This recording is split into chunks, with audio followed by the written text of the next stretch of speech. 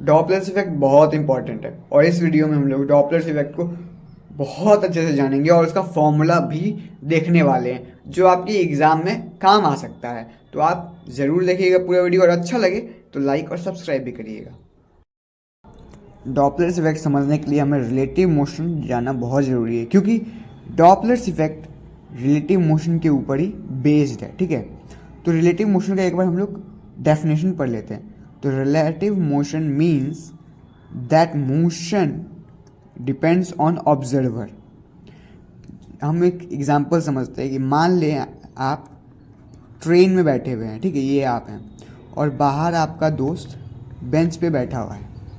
तो आपके लिए वो जो आपका दोस्त है वो तो रेस्ट पे है और आप मोशन में हो, लेकिन जो वो आपका दोस्त है उसके लिए यू आर एट रेस्ट।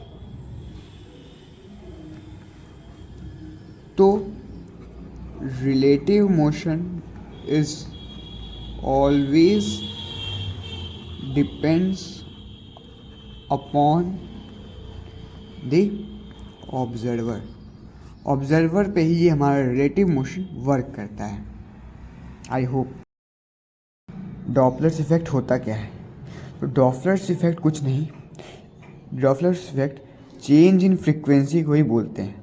ठीक है, एक बार हम लोग पढ़ते हैं इसका डेफिनेशन। तो बोलते हैं क्या है, Doppler effect is a change in frequency और a high pitch of a wave.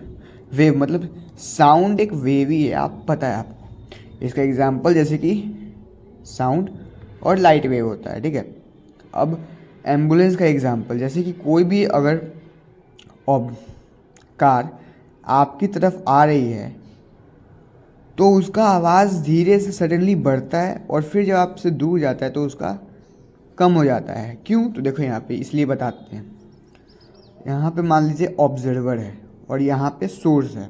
अगर सोर्स ऑब्जर्वर की तरफ मूव करेगा तो फिर क्या होगा, ये हमारा वेवलेंथ है। ठीक है, वेवलेंथ है और सोर्स अगर ऑब्जर्वर की तरफ मूव करेगा यानी कि इस तरफ में मूव करेगा तो धीरे धीरे क्या होगा, धीरे धीरे वेवलेंथ घटेगा और जब साउंड वेव कंप्रेस्ड होगी वेवलेंथ घटेगा। ये वेवलेंथ का होता है, ये इसको लैम्डा बोलते हैं। ठीक है, साइन होता है वेवलेंथ का।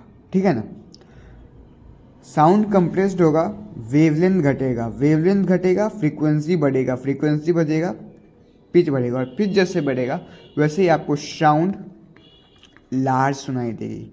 अगर सोर्स जो है वो ऑब्जर्वर से दूर जाए तो फिर क्या होगा, वेवलेंथ स्ट्रेच होगा, वेवलेंथ स्ट्रेच होगा, एम्पलीट्यूड बढ़ेगा, वेवलेंथ बढ़ेगा, फ्रीक्वेंसी घटेगी, फ्रीक्वेंसी घटेगी, पिच घटेगा और साउंड भी आपको लो सुनाई देगा। ठीक है, यहाँ पे देख लीजिए, कंप्रेशन जो है अगर बढ़ता है तो फ्रीक्वेंसी बढ़ता है और अगर स्ट्रेच बढ़ता है तो फ्रीक्वेंसी कम हो जाती है।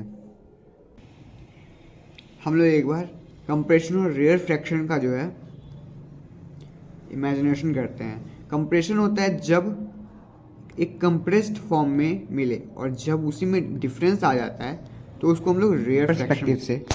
ये जो फॉर्मूला है ये बहुत इंपॉर्टेंट है, ये आपको याद ही होना चाहिए, लेकिन concept is always greater than memorising. ठीक है, तो ये फॉर्मूला यहाँ पे कुछ मैंने लिखा है F1। जो ये F1 है वो ऑब्जर्वर का फ्रीक्वेंसी है, ये जो F है वो एक्चुअल फ्रीक्वेंसी है, ये V जो है वो स्पीड है साउंड का, V0 जो है वो स्पीड है ऑब्जर्वर का और ये जो Vs है ये हमारा स्पीड ऑफ सोर्स है।